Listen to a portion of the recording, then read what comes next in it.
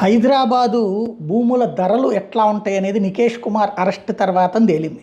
ఏంటయ్యా అంటే ఇప్పుడు ఈ హైడ్రా కూల్చివేతలు జరుగుతున్నటువంటి ప్రాంతాలు ఏవైతే ఉన్నాయో, చెరువులకు సంబంధించినటువంటి బఫర్ జోన్లు, చెరువులకు సంబంధించినటువంటి ఎఫ్టీఎల్లు, వాటిని గురించి పక్కన పెట్టి అంటే వాటిని అవాయిడ్ చేయడానికి. ఫర్ ఎగ్జాంపుల్, ఒక 1000 ఎకరాల్లో చెరువు ఉందనుకుంటే అందులో ఇప్పుడు 300 ఎకరాల్లోనే నీళ్లు ఉన్నాయి, మిగతా 700 ఎకరాలు ఎఫ్టీఎల్ అంటారు.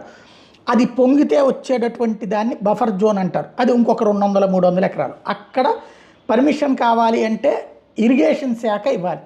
అలాగా ఇచ్చినటువంటి నికేష్ కుమార్ ఎంత సంపాదించాడు అంటే 600 కోట్ల రూపాయలట. రూపాయి కాదు, 2 కాదు, 600 కోట్లు.